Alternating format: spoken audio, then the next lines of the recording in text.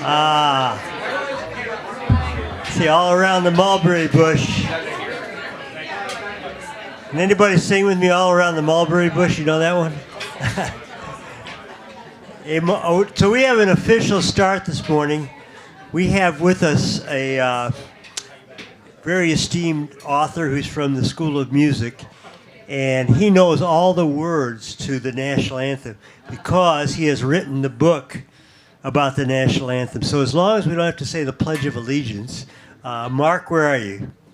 Hey, so Mark, will you stand up? Come on up here. And you'd be the band leader. You know how to lead a band because you're from the School of Music, so come on up.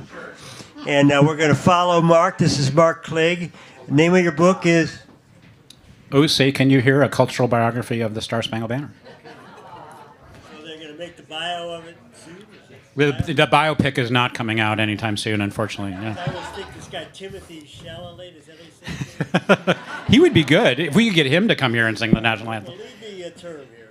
Are you serious? You want me to lead the Star-Spangled Banner? You have to stand up, right? Well, they all have to stand up too, I guess, the way this works.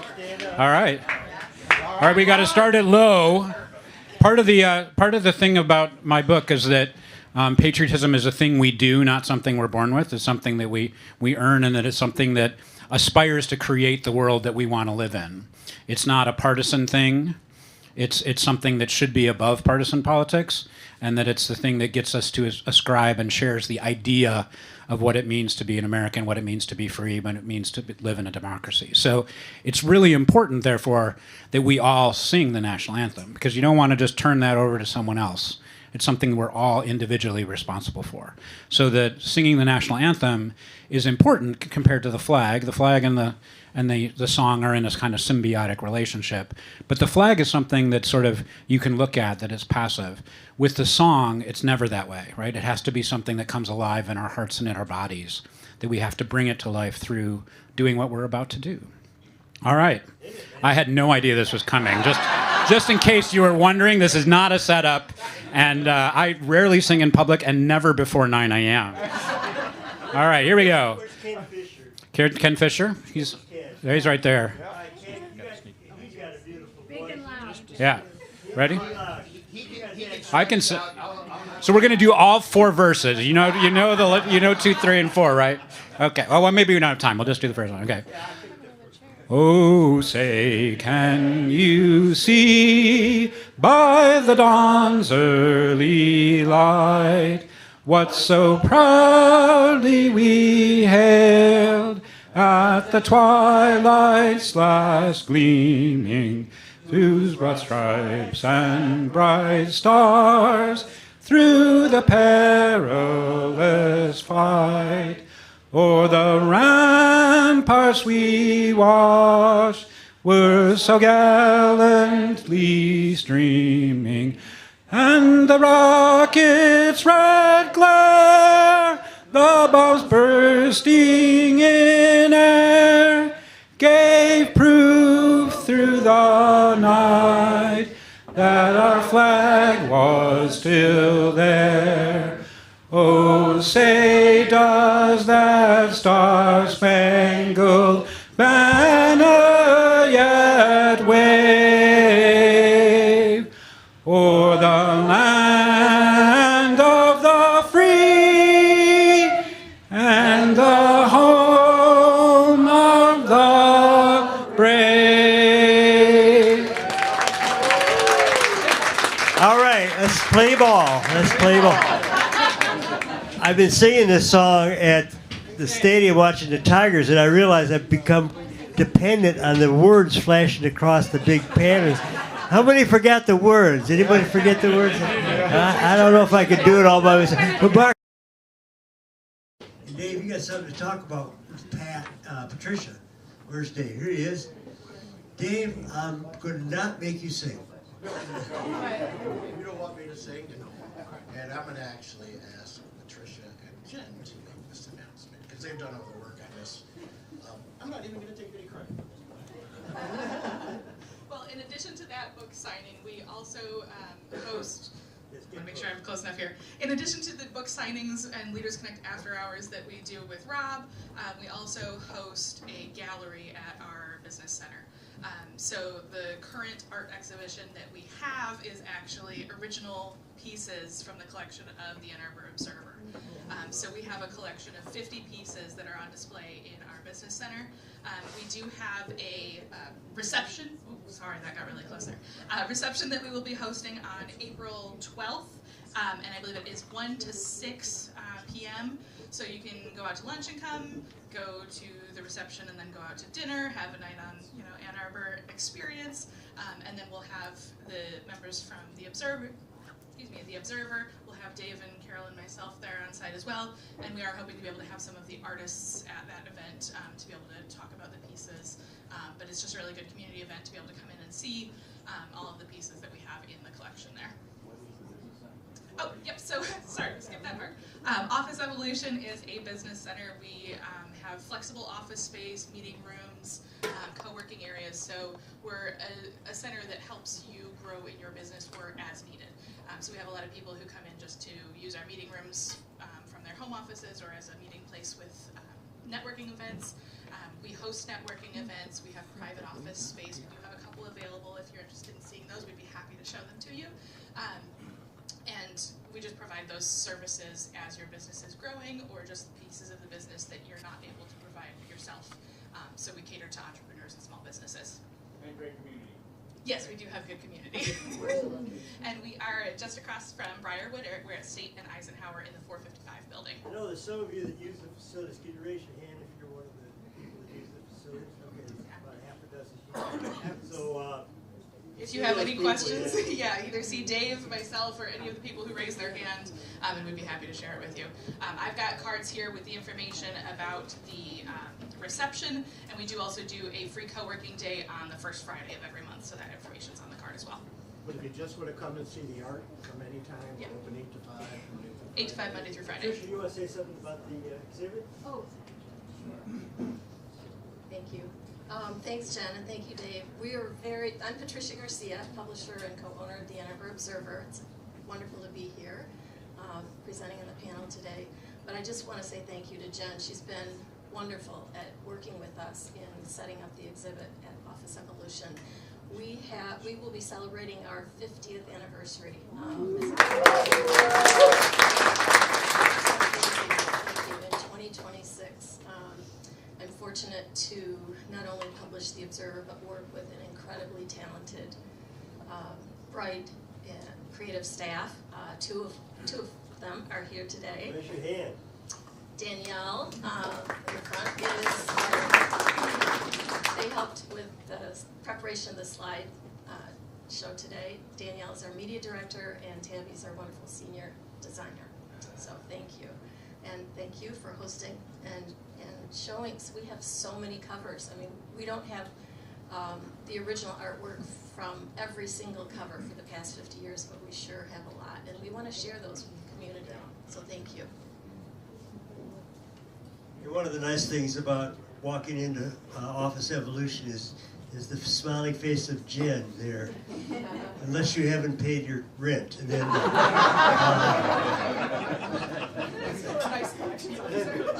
she smiles when she snarls. So, yeah. All right, so I want to go on. We've only got about 10 minutes before I want to get this esteemed panel up there. I want to promote a few people. One is Rob Pasek. Somebody said to me, I don't know what you do, Rob, and I know you lead Leaders Care, but I'm a psychologist and executive coach, and I'm in my 50th year of practice. So, I graduated with a PhD in psychology in 1975 at the age of 12.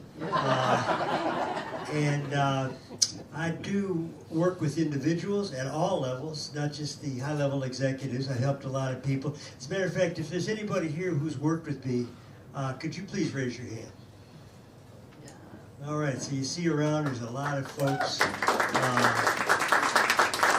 Some are current clients, some in the past, but what I do is help either individuals or corporations that are facing some kind of a challenge, whether it's with a partnership or with, some cases it's succession planning, some places it's just an individual who wants to move up and is dealing with something. And I specialize in coaching and working with the people who want to talk about the psychological issues as well as the coaching. There's usually something from family background or current relationships or personality which gets in the way. So I'm helpful in that. So, and I take people kind of on a sliding scale at this point in life because I am, pretty fortunate to be working just part-time. But if somebody comes in and says, "Hey, I need something, I can't pay your regular fee," I'm happy to adjust that. It's part of the way I work. I've always worked that way. So anyway, hope to hear from some of you. And now what I want to do is just quickly point out our sponsors. Mike Cole. Mike, can you raise your hand? Mike started this.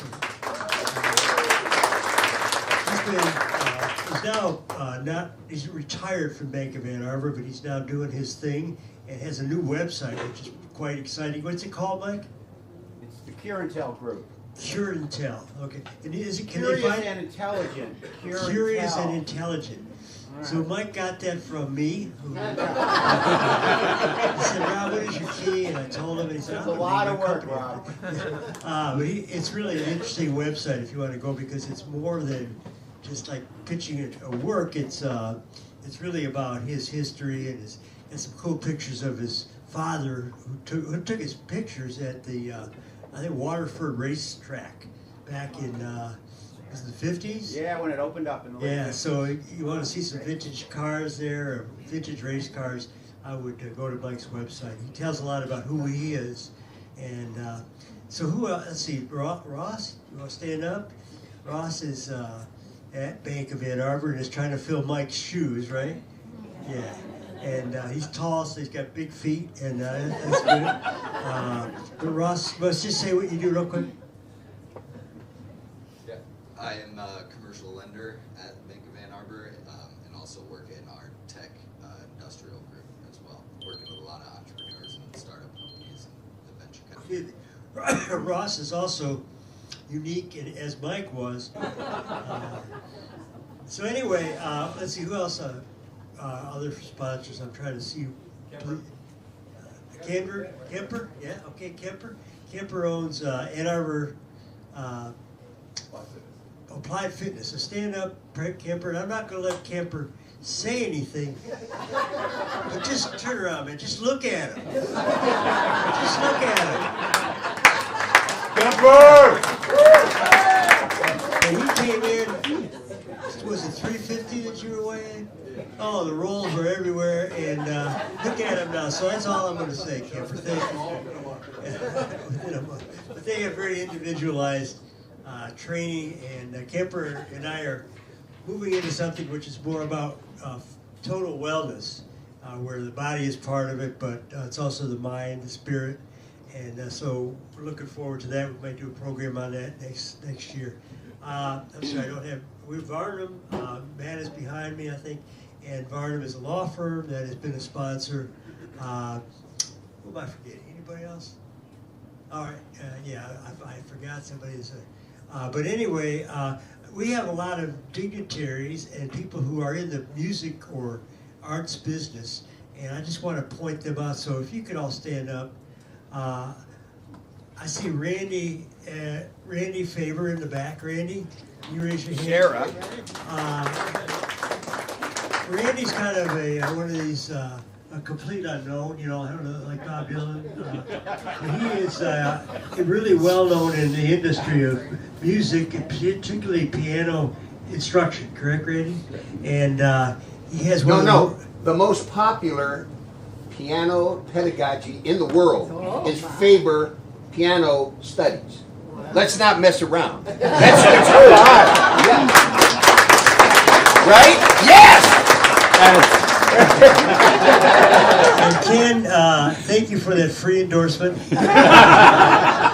Randy, do you approve of that? Yeah, now I've got to pay you. We're going to have a big lunch of candy dancers today. Let's see, other people, please. I know I said to other people, we've got people. That's Sarah. Sarah, stand up. I'm going to have Ken introduce me. Sarah's got Sarah, say what you do real quick. I'm executive director at the Ann Arbor Symphony. All right, Ann Arbor Symphony. And we have the executive director of the Ann Arbor Film Festival. Yeah. And that's starting soon, right? Yes, it is. It's coming at the end of March.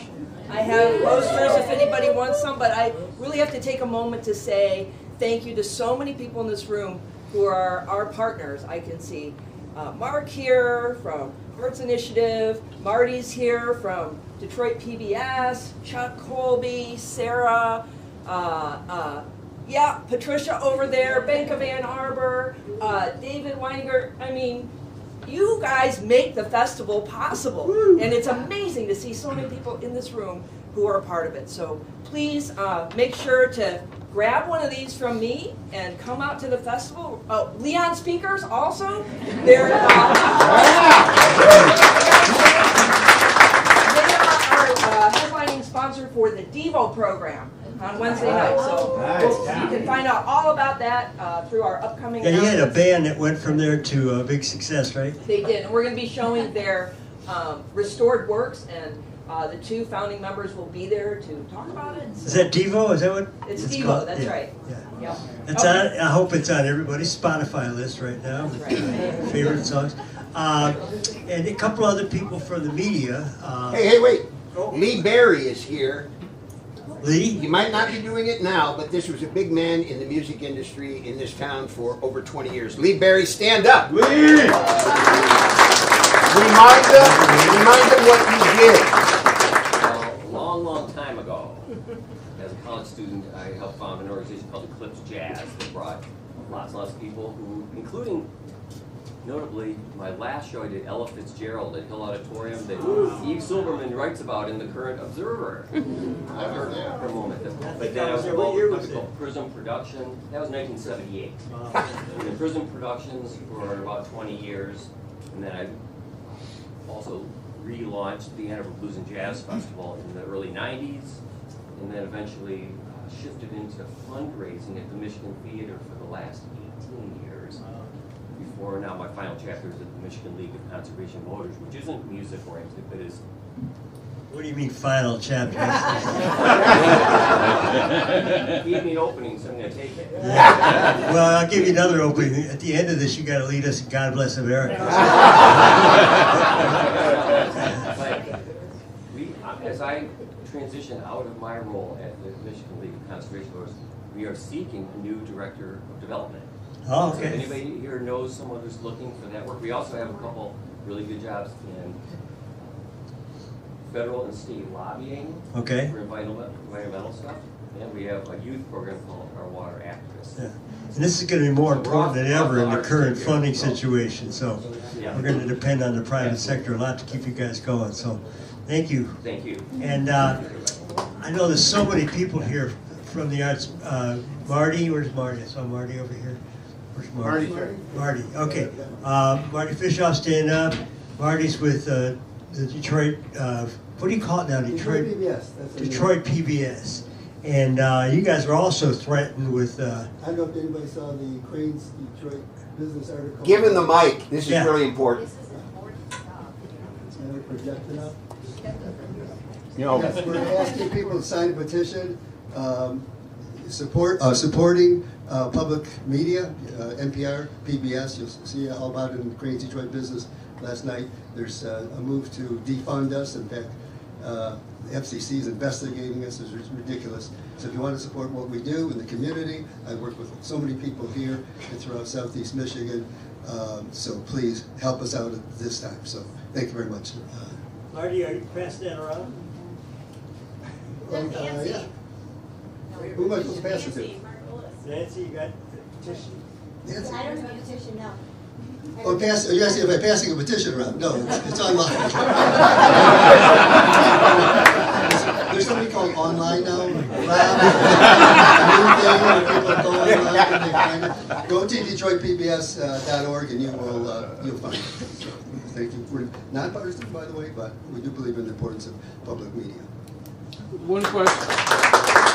Quick question. Do we need to live in the Detroit PBS market? We are. To sign it? No, I live in Holland, so. And I would like Holland, to, Michigan? Yes. It's, no, you don't have to. Okay. I mean, it's a national. Oh, thing. It's a national. okay. Yeah, it's anyway. Okay. It's not just local. It's You will find, I international. think yours is a GBU, I assume. Yes. Yes, so it's a great We partner with them all the time. Michigan Learning Channel, statewide thing that we produce with them. So. All right, thanks, Marty. And we have two people that are launching new media programs in the area in journalism. Could they stand up?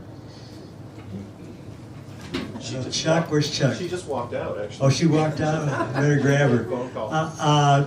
So Chuck has been the publisher, is that correct?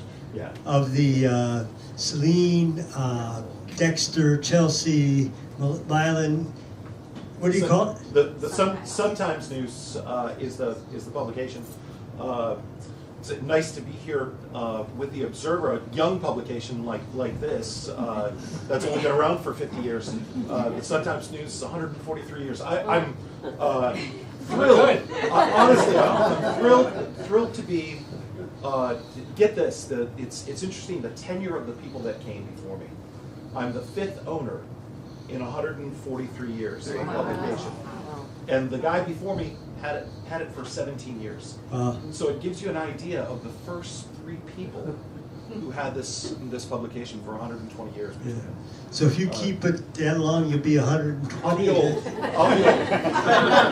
No doubt about it. You laugh, but my mother-in-law's 102 and still is going strong. So it could happen, Chuck. But probably, I hope you'll have a big success. And is the other person that's launching the magazine still out? Here she is. Oh, here she is. Come on Marie. in. The lovely Marie. Please remind me of your name. Maria. Maria. And Maria is launching a new magazine for Ann Arbor. Right. Pairing with UMS, which Ken has been part of for years. And it's going to be a lifestyle, right? It's a lifestyle magazine. It's coming in May. Yeah. Really excited with just how this is shaping up and what this is going to do for the community. I think it works so complementary with all of the publications that are in here. So really excited to meet you all. Great. Looking forward to it. So we're going to have 2 new publications coming to Ann Arbor because Chuck is bringing the Sun Times to Ann Arbor. It's going to cover some of the things we don't get coverage very well with MLive, like sports and entertainment, some little politics, but a lot of local stuff. So it's going to be very exciting. Not probably missing other entertainment or sports or whatever. Anybody else? So Rob, you should acknowledge that Chuck is not only the owner of the Sun Times, but sings with a fabulous group. All right. Called Three Men and a Tenor. All right. So you're going to sing God Bless America. Do it. Kelly? So my name is Kelly Parkinson. I own Allegra Print Mail Marketing, but actually what I wanted to mention today related to this topic is Creative Washtenaw is a really incredible group, and it is a very active networking group, and I'm sorry that somehow they didn't make it on the dais today, but they're responsible for a lot of grant distribution to the performing art and the visual art community, so please check them out at Creative Washtenaw. There's a lot involved in that. The folks from Deb Pollock and a lot of legacy people that have really focused and supported this community in the arts are involved in that group. I heard Deb's on a long-term cruise now after her retirement. Yeah. So anyway, we're blessed in this community to have these great places. In addition, we have so many which we'll talk about that are not here. The Ark, Blue Llama, we're going to learn about Leon Speakers, and a couple of other places that you may not hear about, but we may read about, but maybe haven't attended. And I'm going to turn it over to Matt, who's going to introduce the panel and get us started.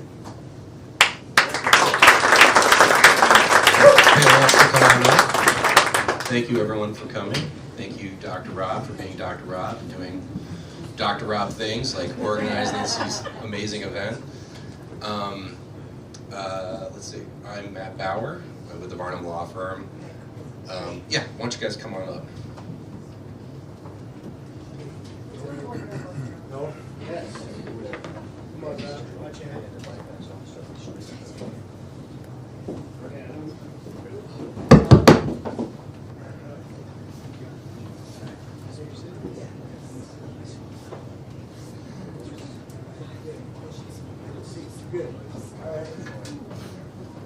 And let's give a big hand to Noah for hosting our Leaders Connect.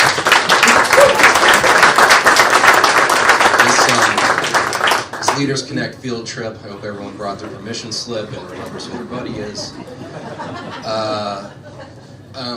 One of the things that interests me about this topic, and one of the reasons why Rob and I wanted to do something on this, is that I think so many times we think of the arts as being sort of like this solitary act that an artist does, and then they sort of compartmentalize it and then go off to do something else like garden or their day job, whereas the arts really are interwoven. And I think just some of the people here have stood up and talked is a great example of this. It's just really interwoven into our community, into our commerce, really into our daily lives. For my own part, may feel a little trivial, but some of the people in this room know that I got my undergrad degree in theater from the University of Michigan. But thank you. There won't be any applause for this next part. Despite that education, I stand before you as a high-priced corporate attorney. And so people often ask me, like, how do you marry these two things? Or another question I get is, like, is there anything from your theater training you use in your day-to-day job as a corporate attorney? Well, maybe a little bit, but like, other than being able to quote Shakespeare at opportune times, there's not much. But what I will say is what I do on a day-to-day basis is solve problems.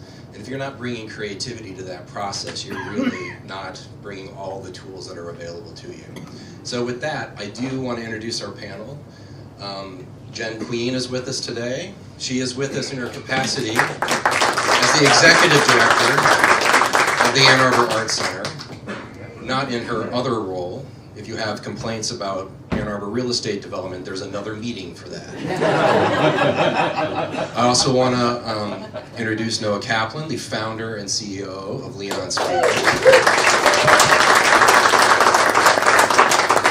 And Patricia Garcia, who is the publisher of the Ann Arbor Observer. I want to give each of you a little bit of time to talk about what you do. And you know, as the Bobs from Office Space would ask, what would you say you do here?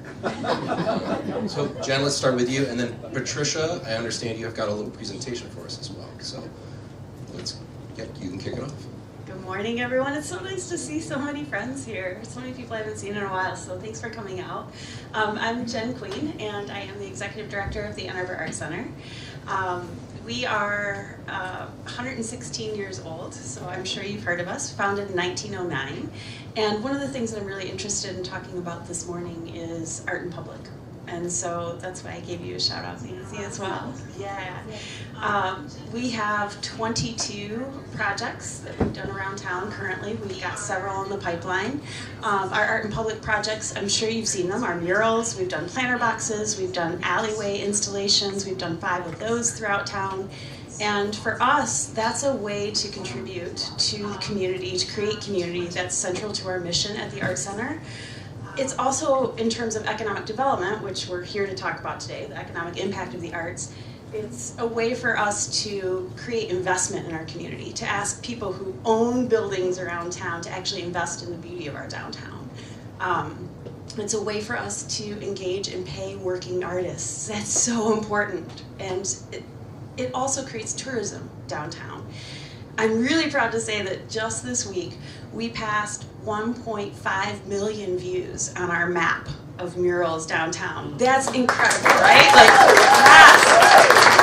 So that to me speaks to the fact that there's a huge amount of interest in what makes Ann Arbor cool and unique. And I think we often hear that we're losing character, but it's there if you look, it's there when you look for it. And we know that groups come through town to do tours of our murals, and there's a huge interest in it, and it's a really easy way to consume and to support the arts. So I'm excited about that and to be able to weave that into some of the comments this morning, and I'm excited for all of you who haven't gone on a mural tour to add to my 1.5 million, please. Look at that map and to go check that out. But I think for us, having been 116 years old and still being able to innovate and bring art to the community in new and different ways, that's so important not only to our mission, but how we fit into community. So I'm hoping we have a chance to talk about that this morning. And thank you again for being here.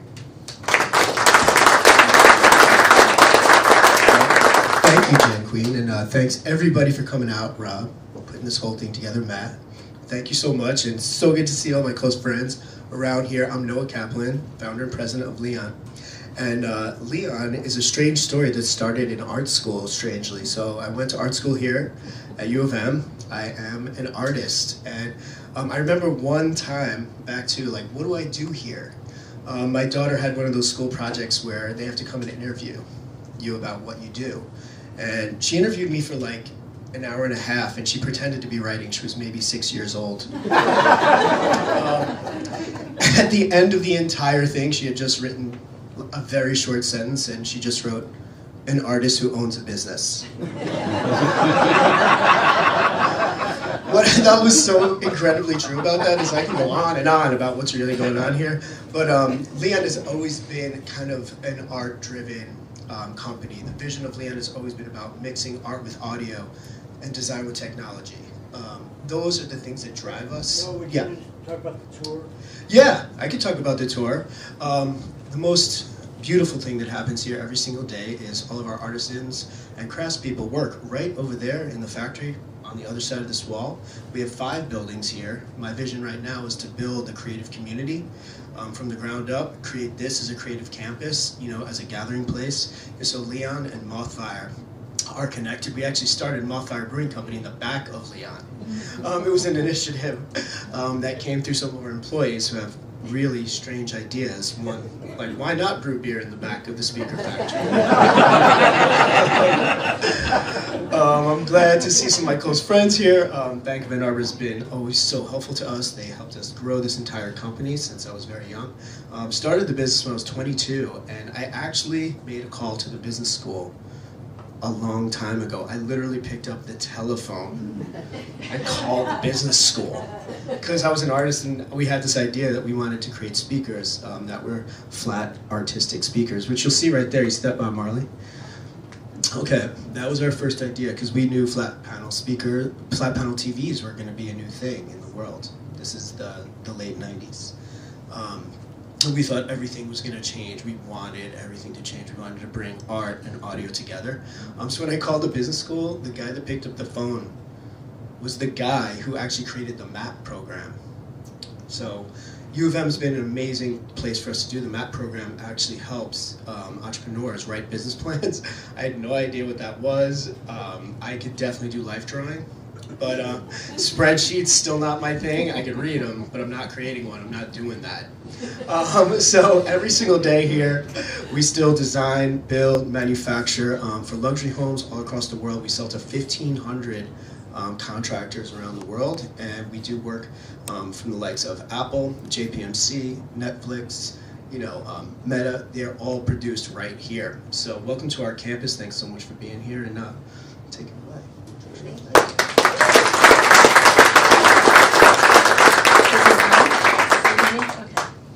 Good morning. It's such a pleasure to be here. Thank you, Leon, for hosting this morning. I have not been out here.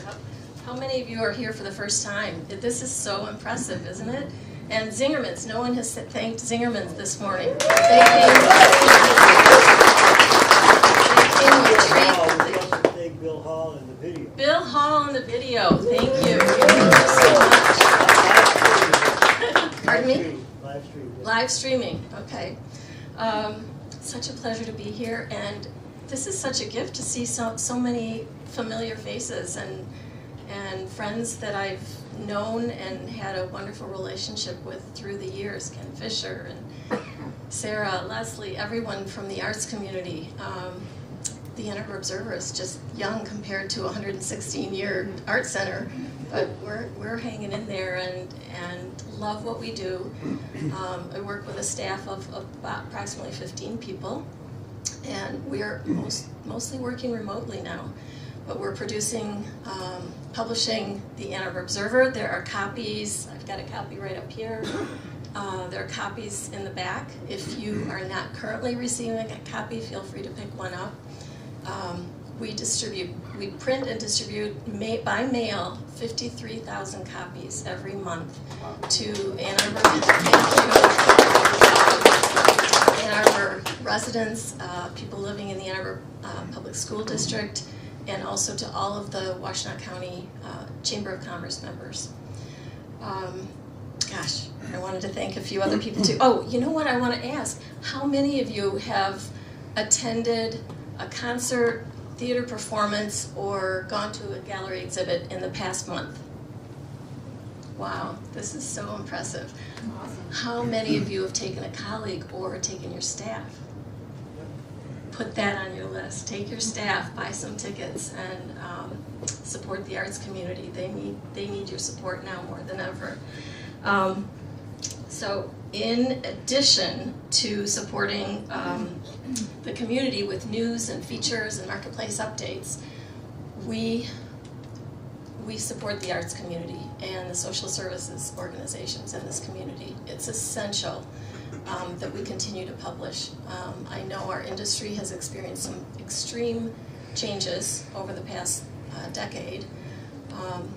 We're doing well, we're profitable, and that's only because the community has continued to support the Observer. We appreciate all of you who have advertised with us, who have continued to support us through the years. Thank you so much.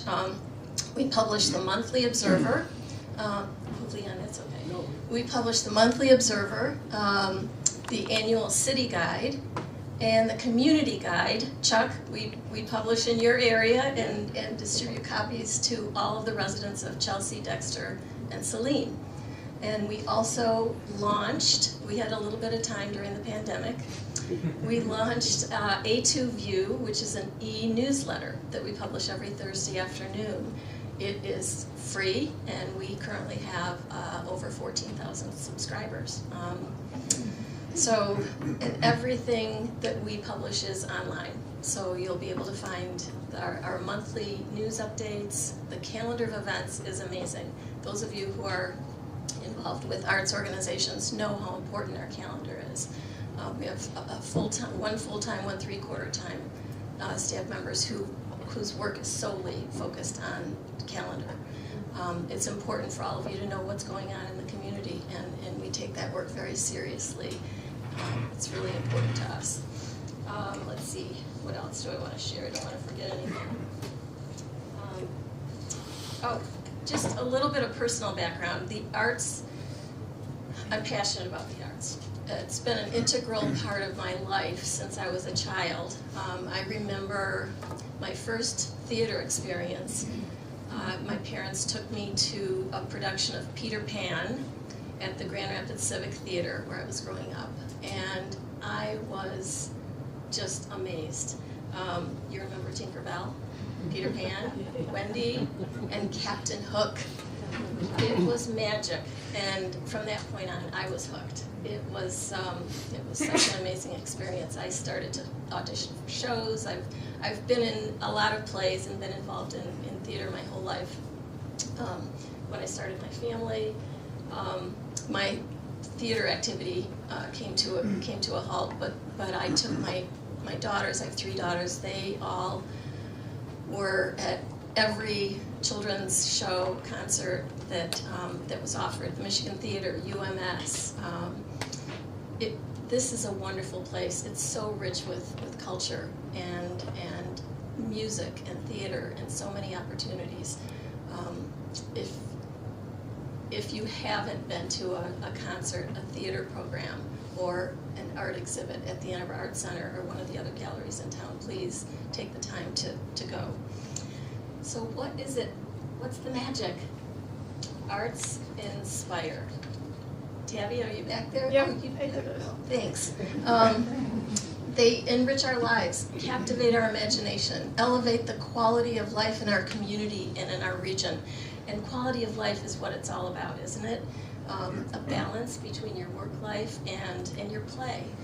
It serves as a catalyst for targeted business recruitment and retention.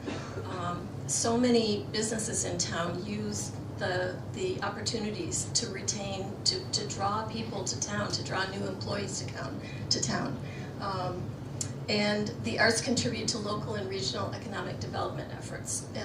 The art has the power to transform, to illuminate, to educate, inspire, and motivate. I love that quote. Harvey Fierstein, I don't know if you're familiar with him, he's an American actor and screenwriter and playwright. But that's a great quote. How many of you have businesses that have drawn people to town with introduction to arts? I know, Rob, you talk about the arts all the time with some of the small businesses that you work with. So, moving on, economic impact, just touching on that. U.S. government data report with the National Endowment for the Arts contributed a record $1.1 trillion to the U.S. economy in 2022. Won't go into detail on that. Next slide, Tabby.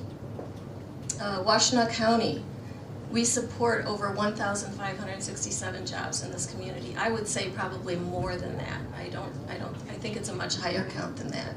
But that's based on the information that I drew from the Americans for the Arts data. It drives commerce to local businesses, building community vibrancy, and it gives us the opportunity to attract and retain talent. Are any of you going to that Zach Bryant concert in September? Do you have tickets? Think about the ticket sales for that concert. Probably over 50 million in ticket sales, plus the millions of dollars that will come into our community with hotels and restaurants and other purchases. That type of thing is important in our community. It's a draw. Next slide. Oh, there we are. I have the best partner. If some of you know my business partner and editor, John Hilton, he's wonderful. I was very fortunate when we came together. It was kind of an arranged business marriage, so to speak. John and I, the publication was founded in 1976 by Don and Mary Hunt. They decided after 10 years of running the Observer, they loved starting it up, but they hated running a business. So John at that time was a writer, a freelance writer, and I was working on staff in sales. They approached the two of us and said, we want to sell the business and we want to sell it to the two of you. We think you can carry it forward. So that was in November of 1986. So John and I have had the business for 40 years next year. Great partner. We have had a partnership with the Ann Arbor District Library. We donated both to the Bentley Library. I don't know if you're familiar with the Bentley Historical Library in town. It's a wonderful, wonderful place. If you're ever doing any research, go to the Bentley. But the Ann Arbor District Library, too, is wonderful. We donated our hard copy volumes of our entire archives from 1976 to current issues to both of those libraries. The Ann Arbor District Library has digitized our entire archive. So you can find if you remember an article from 20 years ago, go on the Ann Arbor District Library website and you'll find all of our issues digitized on their website. It's amazing. Any library people here? They've been great to work with. In fact, for our community's bicentennial last year, they produced an exhibit, and what you see behind the photo of John and me is a portion of the exhibit with digitized copies of our covers and feature articles and advertising, all the things that have made us go over the past 50 years. So it's been a wild journey. Next slide. Oh, I want to thank the organizations that we've partnered with through the years. It's been such a pleasure. We've partnered with the Ann Arbor Art Fair. We previously published an art fair guide. We published that for many, many years until they decided to do their own guide. I don't even know if they're publishing a print copy of the art fair guide anymore. There may be information online. And we certainly include the information about the art fair in our print publication and on our website, AnnArborObserver.com. The Ann Arbor Film Festival. We have a wonderful relationship with the Film Festival, Ann Arbor Summer Festival. And for those of you who are donors, we have a contribution option on our website. For those of you who are either advertisers or donors, we invite you to our reception at the Summer Festival. So, Top of the Park, if you're interested in joining us at our reception or party at the Top of the Park, a few of you have been there. But thank you for your contributions if you have contributed or advertised with us. Creative Washtenaw was mentioned earlier. Wonderful, wonderful alliance with Creative Washtenaw. Gives us an opportunity to provide our information to members of the arts community there. Michigan Theater, we've had a wonderful relationship with the Michigan Theater, as well as UMS. Thanks, Ken. Next slide. Oh, just some information about sources for some of the data that I've shared.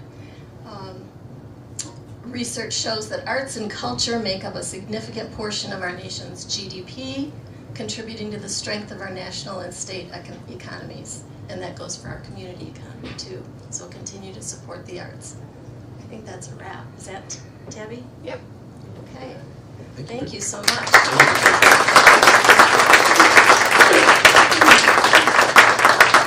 Patricia, staying with you for just a minute here. You know, Ann Arbor, I feel like has always been a welcoming community to artists. But we do talk about the arts as this kind of solitary activity in a way. The Observer, to me, feels like it's this kind of glue, right?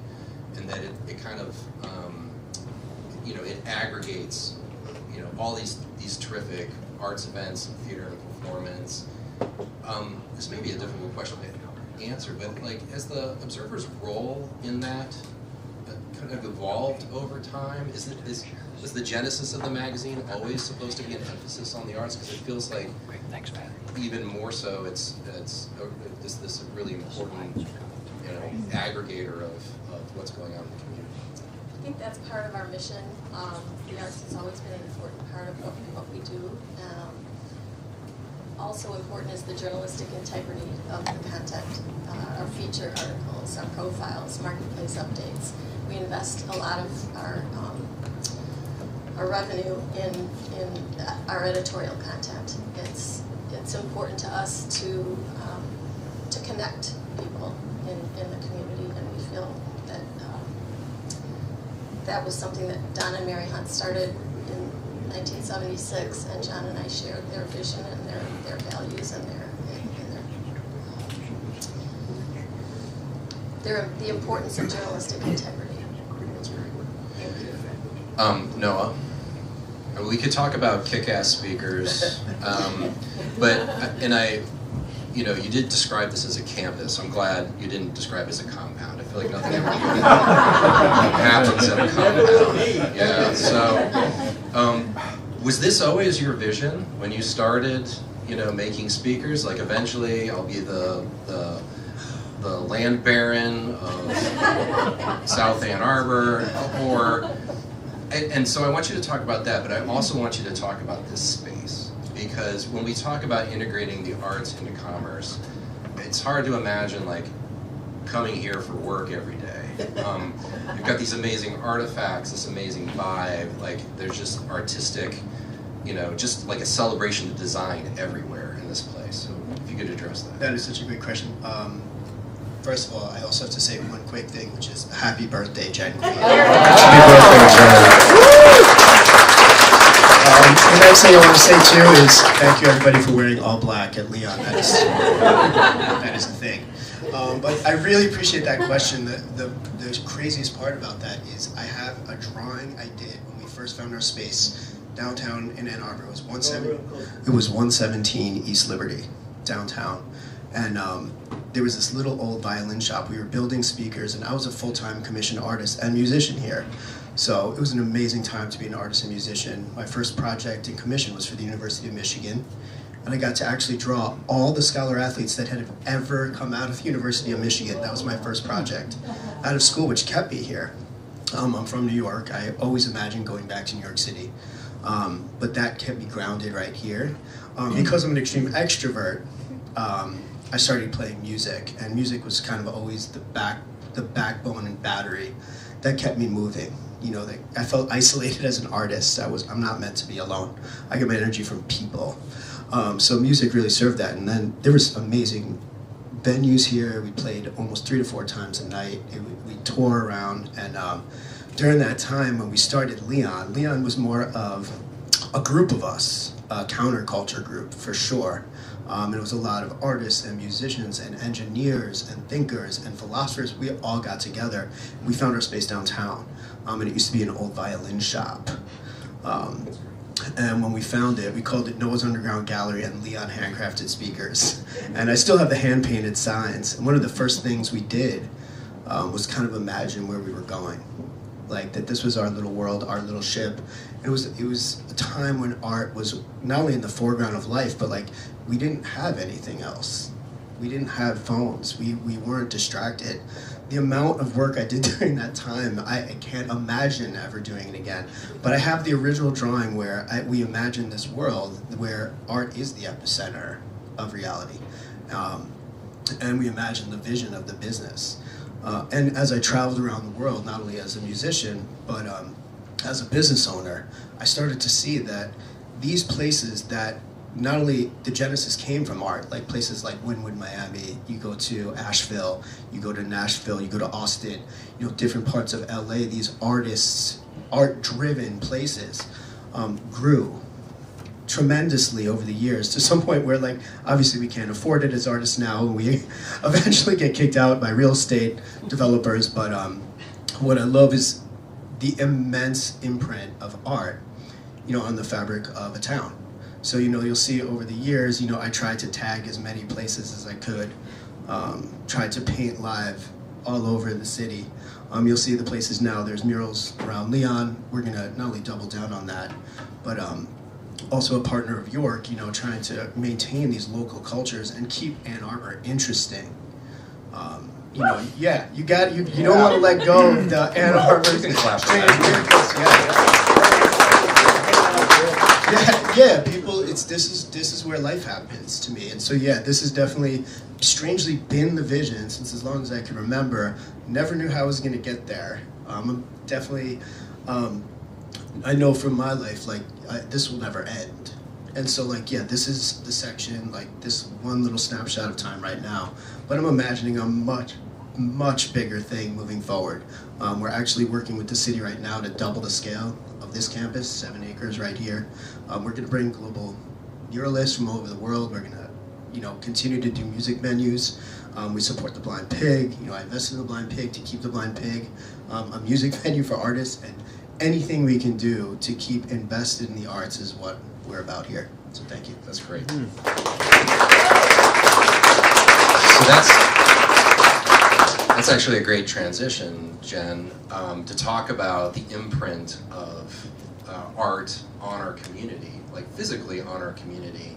So you mentioned the Art in Public initiative that the Ann Arbor Art Center has been taking on here, and really has been turbocharged in the last year through some really generous donors who have helped us to really support that program. Maybe you could talk some more about, I should mention I'm a chairman of the board of the Ann Arbor Art Center. I also serve on our Art and Public Committee, and I help with some of these contracts, which has been interesting. Building owners and artists, that's there's some tension there. But what we found from these building owners is that they come to us and say, we want a mural on our building, because they know, one, it increases the value of that property. Two, it does help to activate what would otherwise be just sort of dead space, right? Maybe you could just talk a little bit about kind of the history of the program and where you see that going, and other ideas that we have for it. Yeah, so Art in Public, as it lives within the Art Center, was born out of necessity. So it's not a very sexy origin story, but it's what kept the doors open during COVID. For those of you who aren't familiar, how many of you have taken a class at the Art Center? Can I ask? Oh, awesome! Thank you so much. That's great. So education is our backbone. That is what we are known for. We do it incredibly well. I will tell you, I come to this. I've kind of tripped forward into this job in my life, and so I do not have an art background. I am not artistic, but even I have taken a date night at the Art Center, where you can come and just spend a couple hours. You can get a drink from Kelly from the Beer Grotto. They'll come and it's a really fun time. And so obviously during COVID that couldn't happen. We couldn't have people in the building, and so we crowdsourced the first round of murals that went up in town. And so for those of you who have been around town for a while, those original pieces were the giant mural that's behind Connor O'Neill's and Blue Llama, so adjacent to the Art Center, and then the giant mural that is on the wall of downtown Home and Garden. So it started slowly, and then it kind of petered out because we didn't have a funding source for it. And as Matt mentioned, we did find a funder for that program, and I was able to secure a 3-year commitment to that so that we could actually make an impact. And the whole point of it was, if we do this one-off, we won't be able to show how profound this could be, what difference it could make, how it could literally change the fabric of downtown. And so in the last year, we have completed 7 art and public projects, and I have 9 in our pipeline right now. Yes, I know, it's awesome. Thank you. Yeah. And the team at the Art Center is amazing. Can we all clap for that really quick? I'm going to tell my team that. Yeah, we're small. I say it all the time. We're really small, but we're mighty. We take on big things, right? And so it's like you look at a side of a building and you're like, that's our canvas, let's go. And that's really exciting. It's also really scary, but it always works out. And so for us, being able to approach business owners has gotten easier because they see like, wow, that really made a difference. Yes, it does impact my property value. And then there are others who have contributed to just painting a planter box in front of their business, right? So smaller scale, maybe they're not a business owner, but they are a building owner, but a business owner who wants to contribute to the vibrancy of downtown. And so they've chosen to sponsor that. And so for us, it's really important for meeting people where they are, in terms of their commitment and their finances and everything else, to be able to bring that forward and to be really creative in how we accomplish that. And it also takes a huge commitment, I think, from the entire team who believes that the idea of making Ann Arbor a more beautiful place to live and work and be is a core value of ours. And it's been interesting to me because starting in the role, I've only been at the Art Center, I've been there over 2 years now, that wasn't baked into our DNA before. It wasn't a program that we had. And to get everybody really excited about it and to be able to walk around downtown and say, we did that. Like, this is because we worked on it. I created a visual for that. I helped fundraise for that, right? And for us, it's really a way to integrate the community aspect, which we're known for, right? We create community by inviting artists into our space, by inviting people who aren't artists necessarily into our space to create together, but then to be able to export that into the community and to be able to deliver something really meaningful that will last years and years and years. That has a profound impact on what downtown looks like and how people view downtown as well. And so for us, you said keep Ann Arbor cool, right? Like, to keep it an art center, we have to have that display of art, and we have to have a visual representation that the community really cares about it and wants to invest in it. And so for us, spoiler alert for our strategic plan, which I'm working on, is to be more proactive with business development around that, to cultivate more relationships with business owners, and to be able to tell them this could be a small commitment, it could be a big commitment, but you're going to make a big difference in how downtown looks and how visitors see downtown and what makes downtown a vibrant place to be. That's a cool message to be able to deliver. Like, I love that part of my job. Not the spreadsheet part also. I hate that part of my job. So that part is really interesting and really fun. But I think it's also very cool when somebody can say, hey, we paid for that. Or, hey, I picked this artist and here's why. So that's the other part of the selection process, is you actually get to determine what art you want to go on your building, what art you want to go on your planter box. So it retains a uniqueness and a diversity that I think really also contributes to downtown feeling very inclusive. Yeah, there's been a couple of interesting developments with the program. So one is we're starting to move beyond just murals. So there's been we've been working on potentially some sculptures. Also, we're moving into not just murals, but we did our first Mural Plus Light installation. I don't know if you've seen it yet, but there is a mural of a sunrise or sunset above Fleet Feet on Liberty, and at night it is activated with lights, and it is a moon and stars. We're also trying to do some work with neon in sort of interesting places throughout the city. And then another interesting spin out is that we had our first mural class. So we organized was it 6 weeks or 8 weeks? It was a class of students who paid tuition to come to get instruction on how to do murals. I even gave a lecture on copyright law for artists and artist contracts for mural installation. And they did a mural collectively as a class on the back of the Art Center. That's something that we're hoping to continue, maybe not this year, but maybe not on an annual basis, but maybe every other year.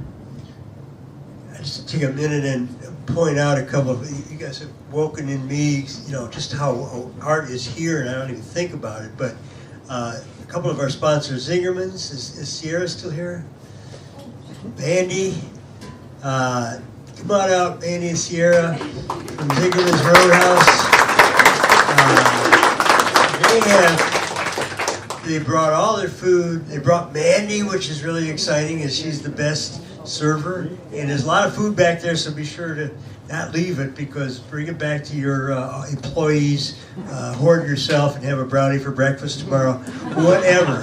But Zingerman's is just a place, it's an art exhibit. And, they have their own artists, and they have their own brand, but ever since they started, they have had artists. York, where I think, Noah, you brought a lot of that art, I'm sure. And it's like an art exhibit there. The photos change every month. They have a very haunting photo that probably only half of you have seen because it's in the men's bathroom. But you walk in and there's a photo, you've seen, I don't know how you've noticed, but you walk in and you're heading to the urinal. You use the urinal, sorry. And there's a woman, there's a picture of a woman. You describe it, but that woman follow her eyes follow you. It's intentional, Rob. I'm making you uncomfortable as possible. Intentional. But her eyes catch you when you're starting down going into the bathroom, and it follows you.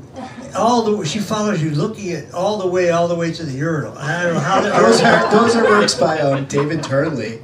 Yeah, curating works by David. He brought over we looked over 10,000 pieces to curate what's in there now, and that was one of those pieces that, strangely, wherever you put the painting, her eyes follow you. So Is there a I appreciate the impact. I'm gonna change it up now. I am. She does make me a little shy. All right, good. Art has to. I don't know, but art is all about emotion. I'm kidding. But thanks, Rob. I'm glad. Yeah. Well, could you switch that to the women's room? So, yes, I will. Yeah, I think the females needed to see equitability is. Equal. Yeah. Even though it's out in the government, it's still in it. All right, Matt, I'm sorry to take. Should we open this up? I just had to mention that. Yeah, no, thank you. I'm glad you said it made you shy. Should we open up some questions here? And I want to be mindful of the time. Does anyone have some questions for our esteemed panel?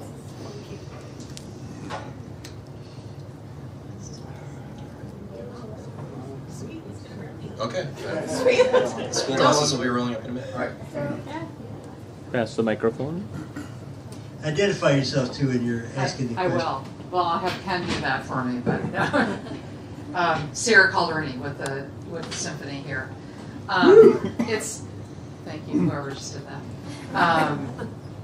And tail end of our season, super busy weeks coming up, so I encourage everyone to look at what's going on. It's more of a comment than a question, but first of all, I've known all of you for a really long time. Jen and I worked together Jen, I don't even know how long ago. We still like each other a lot. And we do. I have to say, I live close to downtown. I walk in the nicer months, so it's been a while since I've done that. But I was downtown the other night at Blue Llama, by the way, and I was just, as I was walking there, I felt like the public murals and the public art have reached this critical mass. And I'm a longtime Ann Arborite, 32 years. And it just feels so good. So I just want to do a shout out to that work because I think it's amazing. And it feels really, really good. When's your next concert? Well, I'm glad you asked, Rob. Actually, this weekend, tonight and tomorrow night, is the best way to attend a symphony concert with very low stakes, very low risk. Every year we support the doctoral piano students in their senior recitals that they have to do before they graduate, so we're the supporting orchestra. It's actually, because it's a School of Music production, it's free. Tonight you can just breeze in and at Hill Auditorium, find your seat, 7:30 both nights. Leave after there are 2 piano concerti each night. One is, so tonight is Beethoven 1 and 4. Tomorrow is Prokofiev number 3 and Rachmaninoff number 3, which I know is always a crowd favorite. So you can go for 1, you can go for 2, you can come for all 4. It's like really up to you, and it's super cash, so it's really easy. And then the other thing I'll say is March 15th and 16th, so in a couple of weeks, at the Michigan Theater. We're almost sold out for show number 1, but show number 2 so Saturday night is 8 p.m. and Sunday afternoon at 3 p.m. we had to add a second show. The music of Studio Ghibli, and for those of you who know Ghibli, like, you really ought to be there. I'm going to encourage you to bring your kids if you've got them. It's for kids of all ages. Totoro will be in the audience, or excuse me, in the lobby, taking pictures with people and hugging anybody who wants to hug him, and all 21,000 pounds of him. And if you don't know Studio Ghibli, Totoro is the Mickey Mouse equivalent if Ghibli is the Disney equivalent. Primarily in Asia, but the music is fabulous. And anyway, it's we did this program 2 years ago. Same thing happened. Had to add an extra show, and I'm talking way too much.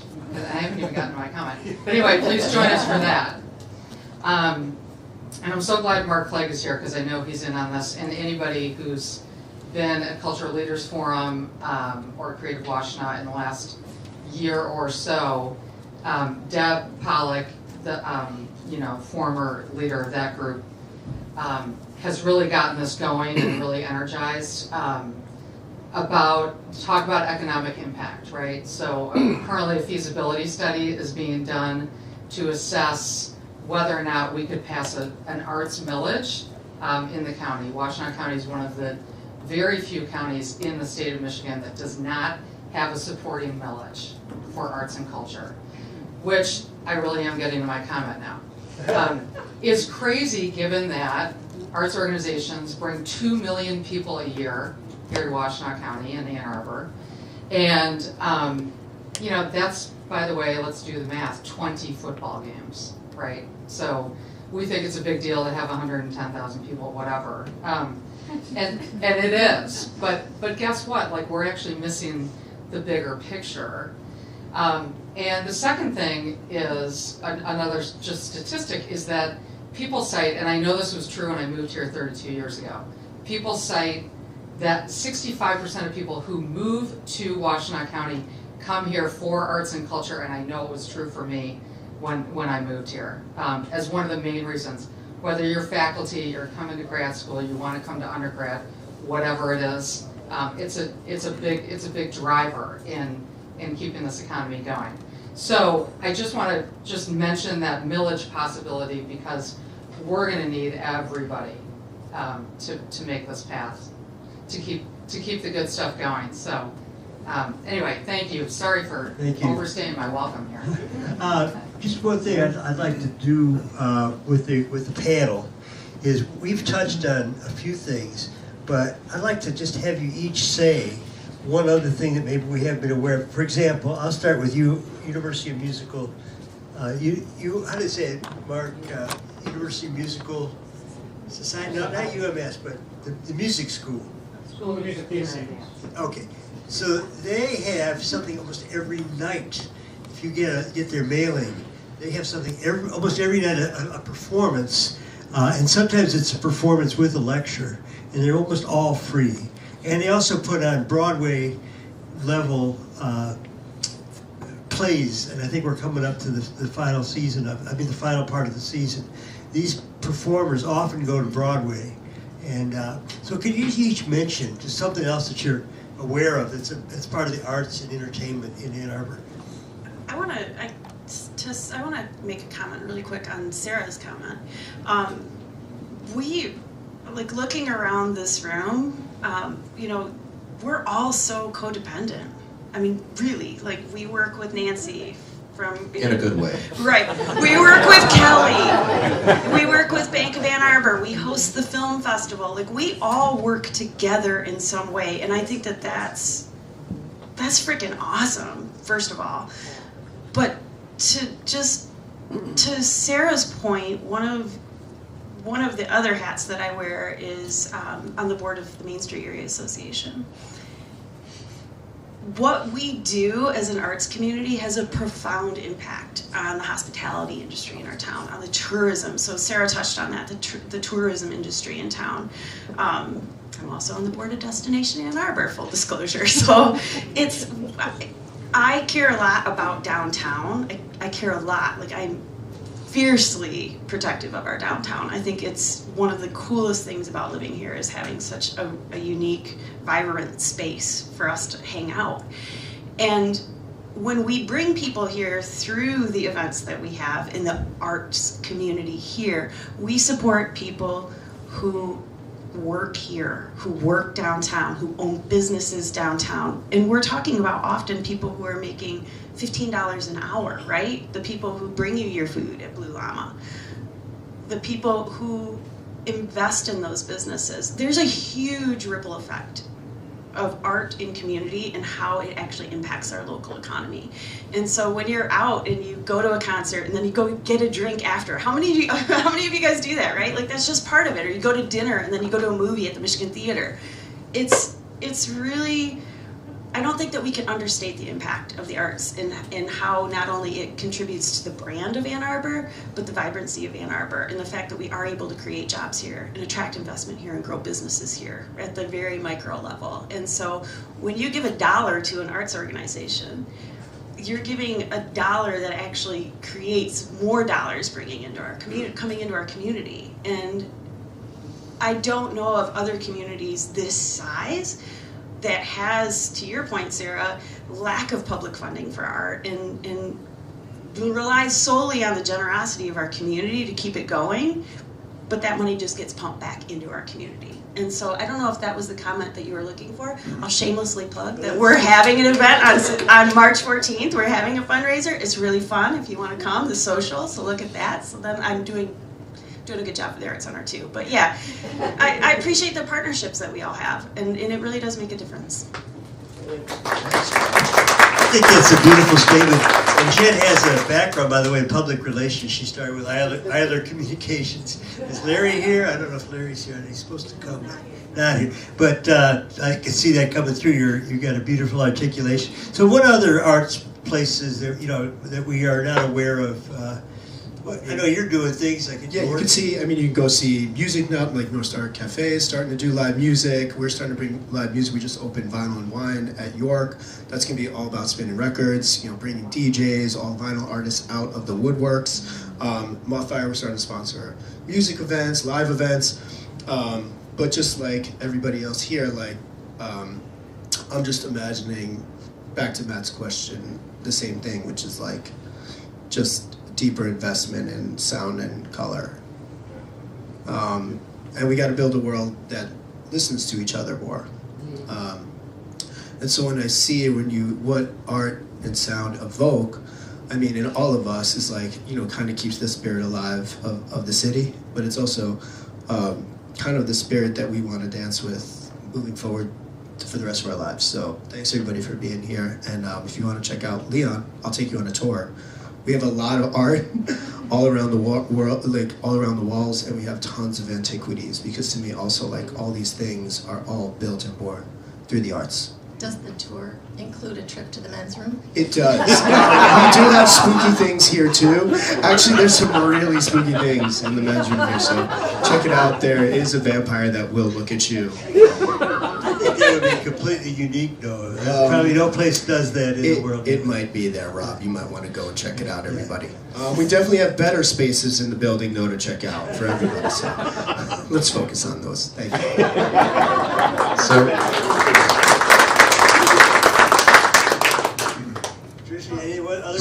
Jen, you articulated it so beautifully. The arts in our community is so vibrant, and it should include everyone. And that's one of the things that's so important about the Ann Arbor Observer. The vision that Don and Mary had in 1976 when they founded the Observer, they wanted it to be a publication for everyone, and that's why it's free. So that everyone could know about what's going on, could be connected and informed.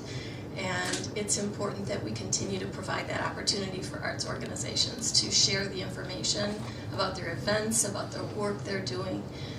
That's one of the reasons why we feature local artists on our cover every month. We support our visual arts community as well. Make sure you check out the calendar.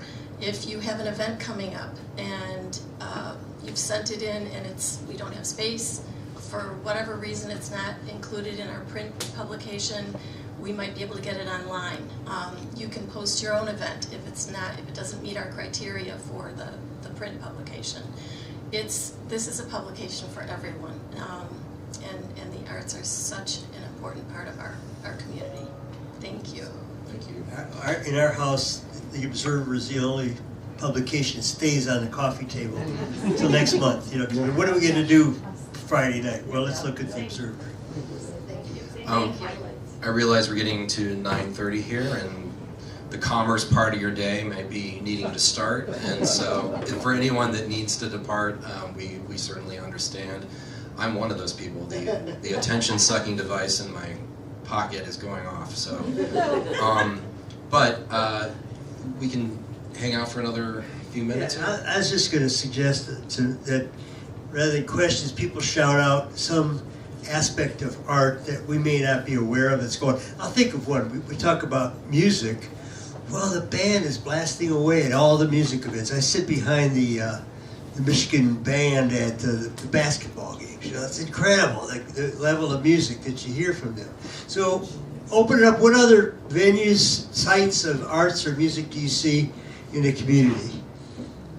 Hi, I moved here from Chicago a few years ago, and I wanted to make an observation as an outsider coming in.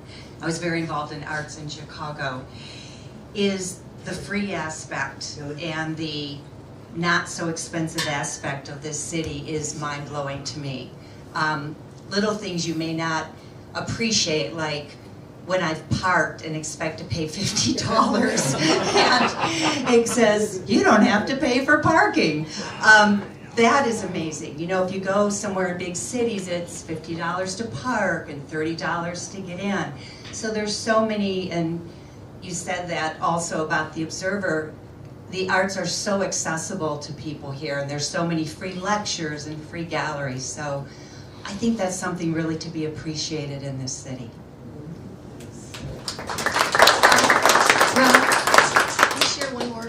Yeah, I want to please. tell a little story. When my youngest daughter she spent her life dancing here in Ann Arbor. She was teaching at a studio in downtown Ann Arbor, and I walked up the flight of stairs. It was on the second floor to watch her teach this class of kindergarten and first grade little ballerinas.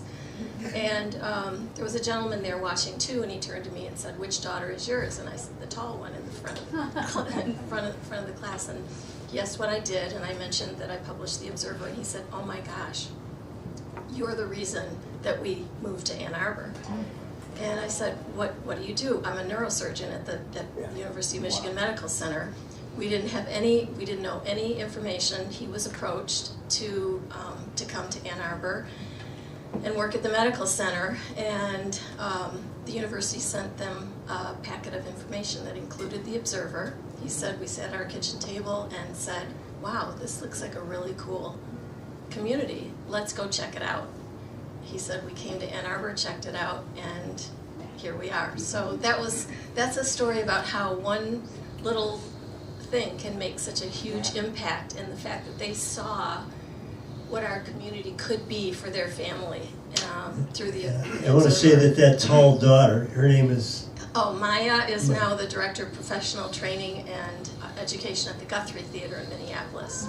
She's been a beautiful dancer. She put out performances. She's been a dancer and choreographed a Tony Award-winning Broadway show. So I brought my girls up with the arts in Ann Arbor. Anybody else have a place or whatever? Mark? Go ahead. Chuck Colby again. Patricia, I just wanted to also say, when I moved here in 1993, I had graduated from Michigan State. My favorite part of the Lansing State Journal was always the What's On section. And then I found the Observer, and I thought the What's On section paled in comparison. And I became an immediate fan, lifelong, when I was told about the fake ad. And I really, truly one of my favorite parts of the Observer. I love that. But what I was going to say, I served as the marketing and development director for the Encore Theater in Dexter for about 7 years. And in doing so, I talked to most of our patrons. And there were patrons that used to say, oh, I go to the Purple Rose, is that bad? Is it competition? I'm like, no, I don't think so. And I think what is more apropos is that Ann Arbor and Washtenaw County has developed a cultivation of the arts where it's not something where we're in competition, it's complementary. And I think that you grow people who are interested in the arts, and once they go to the Michigan Theater, once they go to the Symphony, once they go to the Encore, they're more prone to want to go somewhere else as well. And so I think it builds upon itself as opposed to being something that's in competition. And I think that's marvelous. Shameless plug here for the Encore Theater. Sense and Sensibility opened last night at the Encore Theater. This is a premiere, a Michigan premiere. There are 3 Broadway stars that are in this show at the Encore. It only runs for 3 weeks. Sense and Sensibility. Sense and Sensibility. A great title. Has anybody ever thought of that for a book? Seems like somebody should, if they haven't yet. But the show is marvelous. I just spoke this morning with one of the founders, with Ann Cook, and she told me that this is easily in her top 10 of the entire 16-year history of the Encore. So it's a show not to be missed. Chuck, have you won the fake ad contest? I have not. But I've got ambitions. Are you a Wordler? What's that? Do you do Wordle? I do. How many Wordlers out there? Daily on NYT, for sure. Mark, you had something? Sure. Oh, or Karen. Go ahead. Karen's got something. I'll go next. I'm Karen Tuttle. I'm the vice chair of the Saline Arts and Culture Committee, and we're a little town just south of Ann Arbor, and we draw a lot of inspiration about what we see Ann Arbor doing. We bring that into Saline. We have Art Around Saline that has different, every couple of years we rotate artists and put their artwork up on the buildings, and people on Facebook have just expressed how much they enjoy seeing these things just around the city. Just wonderful. And also, I'll also do a shameless plug. One of our biggest event is a jazz festival that's now going into our 3rd year, and we have that at Mill Pond Park, and it's just a gorgeous day of jazz, beautiful summer day in a park with a river going by and food trucks, and we're going into our 3rd year. We're making it, like, we're going all out for this one, so we're really excited. Yeah, Mike Cole, you want to make a plug for When is it? When is it? One of the weekends in July. So many I believe it might be the same weekend as Art Fair, so go to Art Fair and then come and relax and have good food at the Jazz Festival in Saline. Yeah. Mark Clark. Thank you. Let's thank the sponsor for this program and the inspiration, Matt. Thank you so much. Matt talked about this, about 8-9 months ago, and he's really put together an amazing program here. I appreciate that. Mark, you had something you want to say? Yeah, a couple things. One, we haven't mentioned the Ann Arbor Summer Festival yet, which I know for me is a huge part of what makes Ann Arbor a cool place to be. So that's usually in June, right up until July, and they could really use support. You know, I don't think they've really entirely recovered from the pandemic, and I think, like a lot of things, I think one of the challenges, and this goes back to Sarah's point, you know, we take for granted all the cool things we have in Ann Arbor. And I love the fact that so many of them are free, but they of course all cost money to somebody. And so I just encourage everybody to support whatever location, whatever group you're into, and really support them. But you know, I'm mainly a music guy, but since taking over the arts initiative at the University of Michigan, which I've been doing for the past year or so, and our job is really to center the arts in everything the university does, really the educational mission, and to really show how the arts can contribute to the success of every single student, faculty and staff member. But one of the things I've gotten into is the visual arts. And whenever I travel, like to another city, one of the things I always check out is the art museum, like the MoMA or, you know, the Chicago Institute of Arts. I don't take advantage enough of the arts we have in Ann Arbor. So the University Museum is one of those free things, and it has amazing stuff from all over the world. Brand new wing that just opened a few years ago. There's Stamps Gallery, you know, which is sort of, I don't know, it's on Division Street, it's right, you know, sort of hidden there, but something really worth checking out. They always have something cool. They have a student exhibit right now. There's the Duderstadt Gallery, the Humanities Gallery. They're just, you could spend the whole day easily just checking out galleries on campus. Could you mention the Penny Stamp series? Yeah, the Penny Stamp series is another just incredible gem. So every Thursday during the winter and fall terms at 5:30 at the Michigan Theater, one of our partners, there's a lecture by some amazing person from all over the world. And it's all different types of things, theater, visual arts, you know, film, just sort of incredible things that are happening, and really, really worth just taking advantage of that. And I think because they're free, sometimes we don't value them in the way we really should. So there's just so much happening on campus. So just really encourage you to check it out. And the School of Music, Theater, and Dance has like 900 free events every year. So, I mean, there's literally like 5 or 6 in every given day. And just to emphasize the musical theater program, which is easily the #1 musical theater program in the country. And I can never believe it when I go to one of those shows and there's an empty seat. Because you're literally, we have students who take a leave of absence from school to go to Broadway and then come back. So these are not just launching into Broadway. They're actually Broadway stars who are coming to Ann Arbor to polish their skills and take it to the next level. So you can literally see the next stars on Broadway, you know, for $30 rather than $300. So definitely worth checking out. You can sign up for their newsletter, which comes in print. But I also want to thank Patricia for one other thing, is linking the university and the community. Because too often we see them as separate. There's so many amazing things going on at the university, and you bring them to us with the cost on it. And so that's amazing too, because I don't think the university does a very good job, frankly, of pushing out the other way. There's people here that are amazing that we never hear about. And Rackham is left kind of half empty, but there's amazing authors and public figures. So I'm glad that you do that bridging. That's also very important. Thank you. We're going to wrap up, but would you stand up if you are either hiring or looking for a job? This is part of the networking. Yes, I like a lot of people. Hiring? Stand up if you're looking for something. If you're just part-time and you don't have a full thing. Yes. Don't be shy. We need leadership, marketing, craftspeople. You're going on a new thing, Lee. We have 7 to 10 jobs right now. All right. Anybody else want to make a pitch for what they're doing? You think that Development associate, less than 40 hours a week, but a lot of you know, donor stewardship and a little bit of grant writing and et cetera, et cetera. Soon enough, though, I will also need a business manager.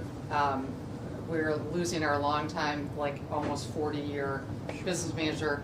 The orchestra business is a little complicated, but it's for a good accounting person. It'll be easy peasy. So. Anybody else looking? Yes, could I invite everyone to Gala Park this summer to see the fabulous banners called Embracing Our Differences, all about diversity. They'll be in Gala Park from May until October. I hope you'll come and see them. Yay. And Nancy does not advertise this, but she recently sold a birthday. It's got a 9 and a 0 in it. I want to say how we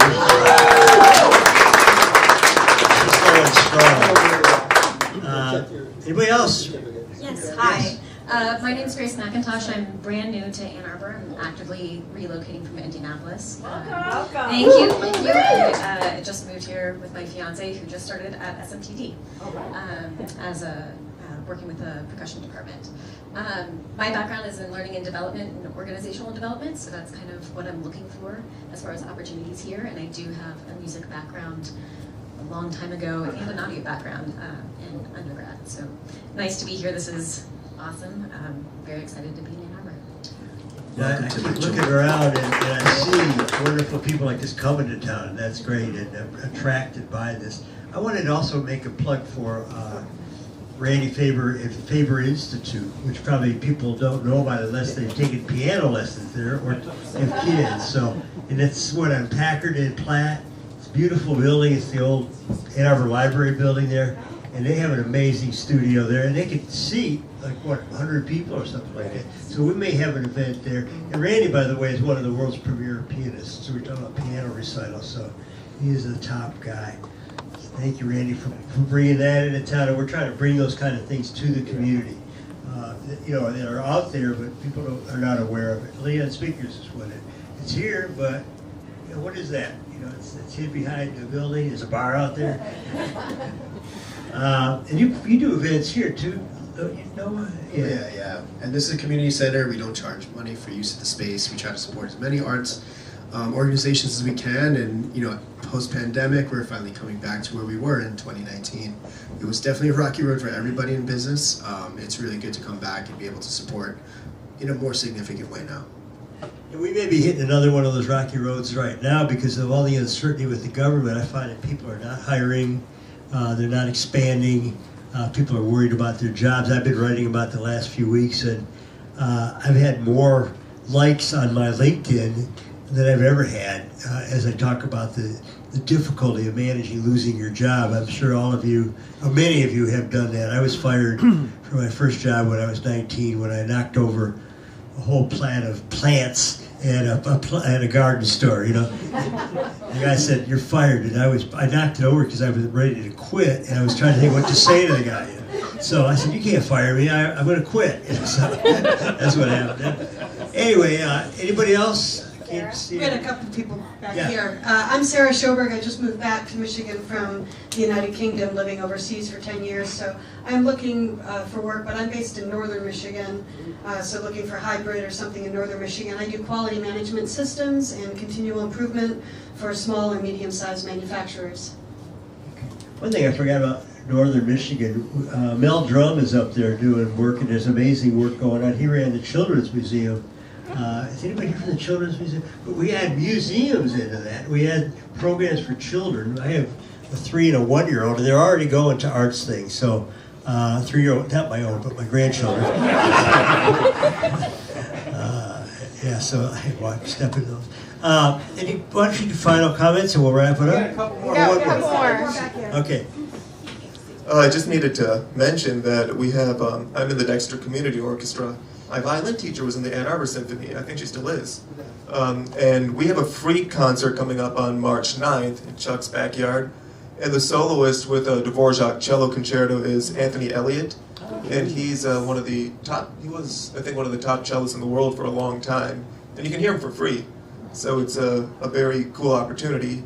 And my friend Christine couldn't be here today. She's in Abu Dhabi. I think she's flying back. But she and I will be bringing wine and opera events to the Southeast Michigan area at a date to be determined. She's in charge of wrangling the wine, and she knows all these indigenous heirloom wine vineyards out in Italy and stuff. So she's in charge of bringing the wine, and with Italian wine, we figure it goes Italian opera. I'll be wrangling the singers and the pianists, and most likely will be the MC since I'm willing to do it for free. And so we don't have the dates finalized yet, mainly because getting the Italians to ship wine is very difficult. You know, it takes 3 weeks for them to even get a quote back to you. And that's because they're drinking it. Yeah, I think they have a good time out there, but it's driving me. So, but when that happens, I'll be sure to let everyone know. there'll be, I think, at least 5 restaurants have expressed interest to Christine, including some here in Ann Arbor. Yeah. And we have some potentially very good singers lined up. So this, what your name again is? Evan De Silva. Say that slowly, Evan. Evan De Silva. De Silva. So the Italian there is strong, right? No, it's a Portuguese last name. I thought Portugal was a state of Italy. Basically, I wasn't even a wine drinker until Christine kind of.